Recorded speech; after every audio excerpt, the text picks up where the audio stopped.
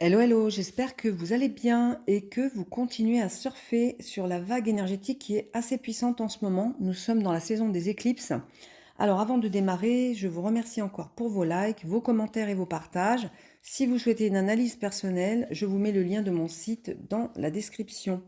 Alors on va parler de cette pleine lune en poisson du 7 septembre qui a lieu sur les 15e degré Vierge pour le soleil et 15e degré Poisson pour la lune. Pleine lune qui est corrélée à une éclipse totale, donc un catalyseur cosmique. Je vous mettrai le lien également du post de la nouvelle lune en Vierge du 23 août, puisque quand même c'est elle qui a ouvert ce cycle de purification et de réorganisation intérieure. On aura la seconde nouvelle lune en Vierge le 21 septembre qui aura lieu sur le 29e degré et ce sera encore une éclipse mais solaire, donc qui viendra un petit peu clôturer tout ce processus. Donc entre ces deux lunes en Vierge, nous avons donc cette pleine lune en Poisson qui est un moment charnière de libération et de mise en ordre au sein du chaos. Il faut savoir que une éclipse, c'est comme un accélérateur de conscience. Et les éclipses souvent ouvrent un cycle de purification émotionnelle, mais ça va s'étendre sur plusieurs mois, jusqu'à peut-être même 6 mois et plus. Donc là, elle nous oblige à regarder différemment, hein. C'est-à-dire que la Lune est éclipsée de la lumière du Soleil, donc c'est comme pour nous obliger à regarder différemment. Non pas avec nos yeux, mais plutôt avec le regard intérieur de l'âme. Et ça active comme une mort symbolique en fait de nos anciens schémas de sécurité mentale. Et donc on peut avoir la possibilité de se reconnecter, mais une reconnexion qui peut être basée sur la foi, sur l'intuition, une renaissance beaucoup plus fluide. Et ça peut générer beaucoup d'émotions. Les pleines lunes en poisson, souvent, sont très intenses. Donc ça dépend aussi de la sensibilité de chacun. Et en tout cas, cette pleine lune doit être corrélée à votre thème natal. Donc vous pouvez regarder quelle maison est impactée. Donc regardez où se trouve votre 15e degré poisson. En tout cas, dans cet axe Vierge-Poisson, qui est là pour nous faire évoluer tous ces schémas cristallisés, on a une vraie réorganisation intérieure. C'est une grande transition en fait, hein, afin de ne pas rester dans nos surprotections et de ne pas rester attaché à notre nœud sud.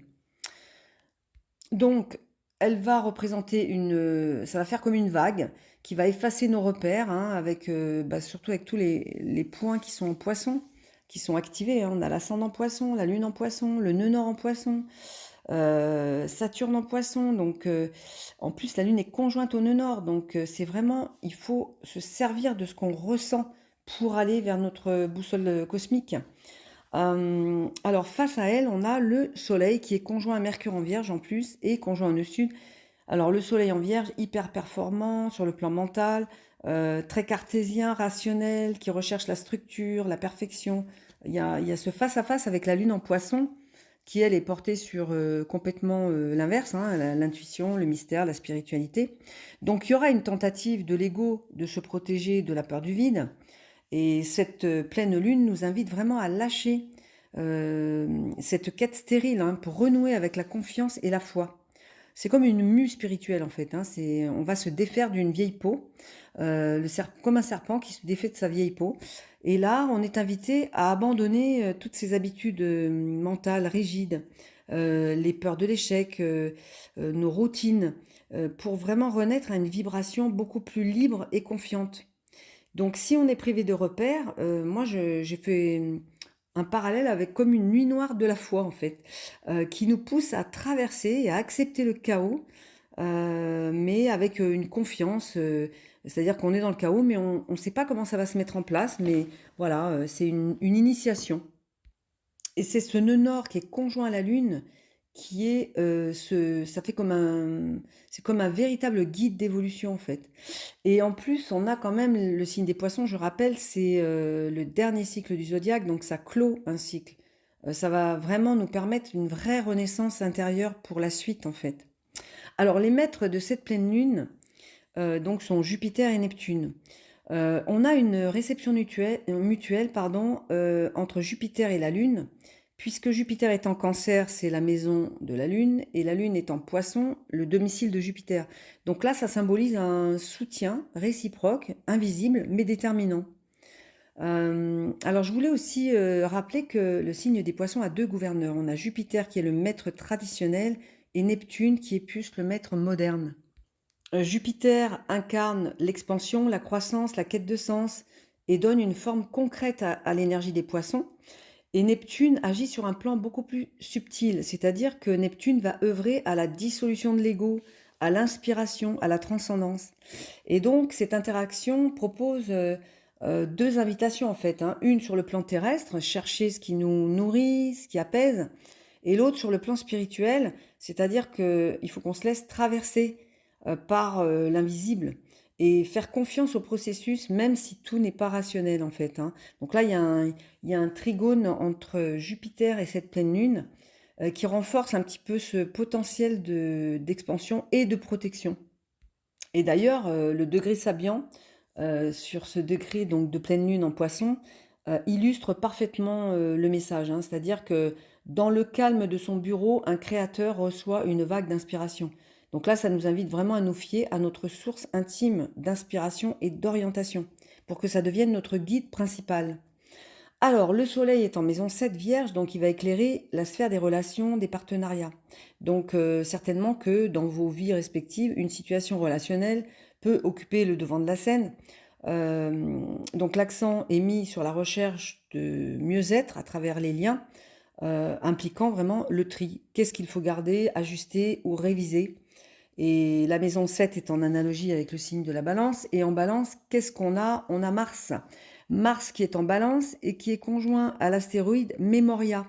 Alors je vais vous lire les mots-clés de Memoria, l'astéroïde, nuage de sens que j'ai extrait des livres de Eli Astro. Je vous mettrai encore le lien dans la description. Alors les mots-clés mémoire, connaissance, souvenir et expérience de vie passée.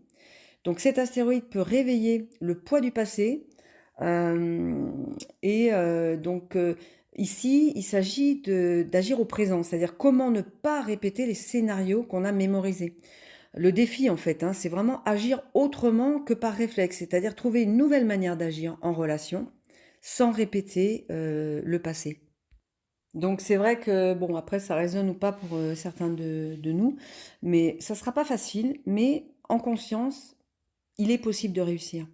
Alors, on a ce soleil conjoint au nœud sud, je voulais en parler aussi parce que ça représente une dynamique karmique puissante qui a modulé un petit peu notre identité. Et donc là, justement, il faut dépasser ces schémas passés, puisque le nœud sud en vierge illustre notre tendance à chercher un refuge dans le contrôle, dans l'organisation, dans le perfectionnisme. Toutes ces stratégies qui sont destinées à préserver une impression de sécurité intérieure. Sauf que plus on s'efforce de tout maîtriser, plus on nourrit inconsciemment la peur de perdre cette stabilité, cette sécurité, bah ça vient renforcer en fait l'anxiété au lieu de l'apaiser. Donc le chemin d'évolution proposé ici, ça consiste à accepter l'incertitude, à s'autoriser à sortir de nos automatismes et de notre zone de confort habituelle. Voilà, donc ce lâcher-prise va ouvrir la voie à des expériences inattendues, puisqu'on a quand même un sextile à Uranus, et bien que différentes de nos projections rationnelles, ça peut révéler des ressources intérieures insoupçonnées, hein, et de toute façon, ça conduira à un mieux-être. Donc vraiment, l'enjeu, c'est de déplacer notre attention du mental analytique vers une écoute beaucoup plus fine de nos ressentis et de notre vécu émotionnel. Et donc, qui maîtrise la Vierge? Mercure, maître du Soleil, du nœud sud. Il est ici la clé de l'initiation. Depuis peu, il est entré en Vierge. J'ai fait un post, je vous mettrai le lien, puisque c'est un post qui n'est pas un audio. Donc en fait, dans le contexte de l'éclipse, il peut soit créer une suractivité mentale, un burn-out mental, soit être transformé pour passer du contrôle anxieux à une pensée au service de l'âme. Donc je vous laisserai lire le post que j'ai fait. Mais en tout cas, c'est la clé de passage, donc figée ou libérée, hein, la Vierge au service des poissons. Voilà. Je voulais dire aussi que Uranus passe rétrograde le 5 septembre, qui nous demande de reconsidérer notre originalité pardon, et notre place. Comme Neptune et Pluton et Saturne sont déjà rétrogrades, je vais parler de Saturne très vite fait. C'est que Saturne, après plus de 2 ans, depuis mars 2023, donc Saturne est entré en Poisson. Et donc là, il revient sur les derniers degrés du signe, hein. J'ai fait aussi un post sur ce Saturne en Poisson rétrograde. Il agit vraiment comme bah, le maître du karma. Donc il rappelle à l'ordre, il impose maturité, discipline. Mais en tout cas, les leçons sont très claires. Ici, nous détacher de ce qui freine notre évolution et restructurer notre monde intérieur. Donc là, il nous pousse à affronter nos conditionnements, nos dépendances, nos émotions chaotiques pour retrouver équilibre et cohérence. Et comme, je le répète, mais Saturne en Poisson ne reviendra pas avant 30 ans, ça souligne vraiment l'importance de ce passage. Ce qu'on choisit aujourd'hui de lâcher va conditionner l'allègement ou la lourdeur du futur cycle. Donc c'est vraiment, là, cette éclipse, un moment de réorganisation intérieure profonde qui peut et qui va surtout, je pense, s'étendre sur plusieurs mois. Alors, ça va provoquer certains flottements, des pertes de repères, mais ça fait partie de l'initiation. Donc, savoir se diriger dans le chaos tout en réveillant notre lumière intérieure. Voilà. Bon, je vais arrêter là. Je vous souhaite une belle pleine lune, riche d'enseignements. Prenez bien soin de vous et je vous dis à très bientôt. Au revoir.